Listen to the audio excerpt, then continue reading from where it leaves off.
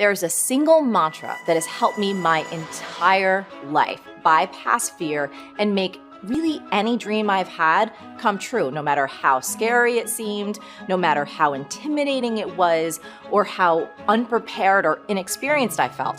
And that mantra is this. You ready for it? Start before you're ready. I'm going to say that again. Start before you're ready.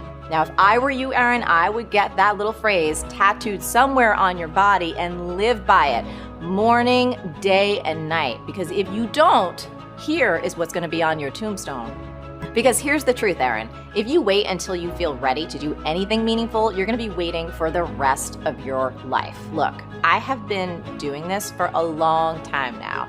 I've supported tens of thousands of entrepreneurs to start and grow their businesses across 160 industries and across 119 countries. And I've noticed some similarities. Among the people who are the most successful, the happiest, the people who are actually contributing the most, they all have one thing in common, and it's this. They all start before they're ready. You see, I think you've misidentified the enemy here, because the enemy, it's not making mistakes. It's not changing your mind, and the enemy is not your fear.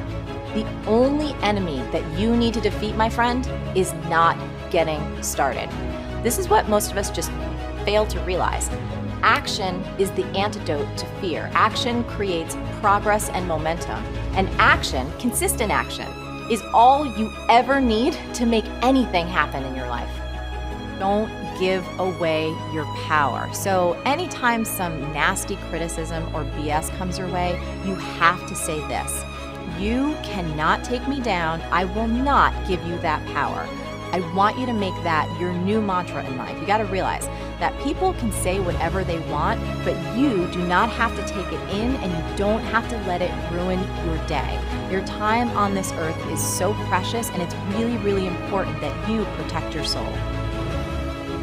Deeper, wiser part of you wants this thing so damn bad. And the moment you imagine yourself going for it, you have worries like, will people laugh at me? Will they ignore me? Maybe this isn't even really an idea. What if I do it and it sucks? Am I going to destroy my reputation? Am I going to lose my marriage and my family and wind up living on the streets? My friend Steven Pressfield talks about this kind of fear in The War of Art, and he says, remember our rule of thumb. The more scared we are of a work or calling, the more sure we can be that we have to do it. And he continues, the more fear we feel about a specific enterprise, the more certain we can be that that enterprise is important to us and the growth of our soul. Personally, I don't think that anyone should ever accept where they're at in life. Doesn't matter if you're just starting out or if you've already hit some really big goals. Because when you lose your hunger, you lose your edge. And it is as simple as that. Now here's the deal. If we humans don't have something meaningful and challenging to work on, we all tend to get lost pretty darn fast. And I'll tell you something else. We can go to some pretty dark places. At least I know that's true for me.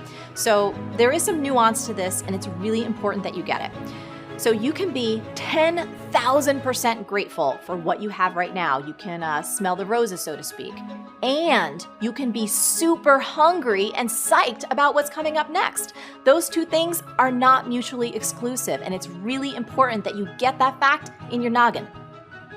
Be boldly not for everyone. So what does that mean? So sales prevention is this beautiful thing in business. And sales prevention is when you proactively tell people, do not buy my product, do not buy my program. You might be asking yourself, why? Here's why. Because not every product is right for everyone. And that's true no matter how great you think you or your product or your service is, because you cannot and will not please every person. So you really want to take that fact and use it to your advantage. You want to focus on attracting your ideal customers and really repelling the rest. So for instance, in B-School, here's what I tell people. Bottom line is this. When you are boldly not for everyone, you're going to attract way more of the people that you are right for. And that, my friend, is the formula for creating raving fans. That's the secret to making your business a real joy to run. And when that happens, you know what starts shooting out of your laptop? No, not money. Integrity rainbows. Now, a mistake I notice a lot of folks making, especially in the beginning, is they want instant results. They want these blockbuster hits like a bajillion followers on social media or millions of dollars in sales after only a few years or maybe even a few months worth of work. I gotta say, patience is one of the most underrated traits in modern business. Do not try and run before you can walk. You gotta take pride in starting small and scrappy, and we try and operate small and scrappy to this day. You've got to be consistent in what you do. You have to be relentless. And most important, this is the thing, you need to write this down. Work your tail off to make your product effing outstanding over the long term. See, we're living in a time when we are allowing our brains to be trained to underperform. We've become addicted to checking our phones, right? To social media and all kinds of stuff. And in doing so, we are reducing our ability to stay focused and do the deep, important work that we're meant to do in this world. Now, what I'm about to suggest isn't complicated and it is not time consuming, but it will require you to take back control of your time, take back control of this beautiful brain, and trust that your world will not immediately fall apart if you don't immediately respond to every ding or every buzz or every question or every request. It's just 3 simple steps, and I promise, if you use these 3 steps every single day, you'll not only get more important work done, but you'll start breaking the destructive, addictive behaviors that are killing your brain and your happiness. Step number 1 is do creative work first. Now, a big mistake that's really easy to make in today's world is to try and do all the little things and knock them out first, and then you have this fantasy that you're gonna have all this time for the big, important creative work later in the afternoon.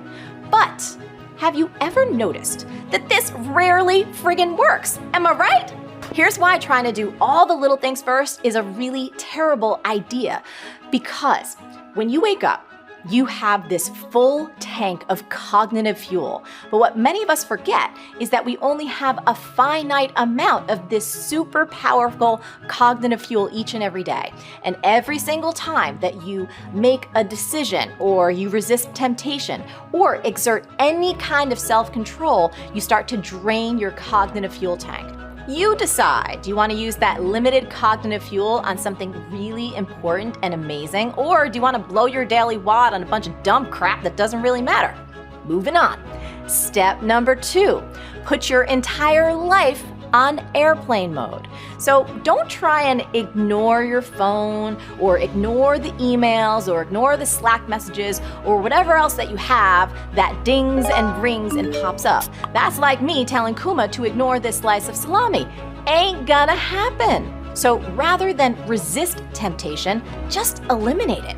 And that means you have to put your entire life on airplane mode.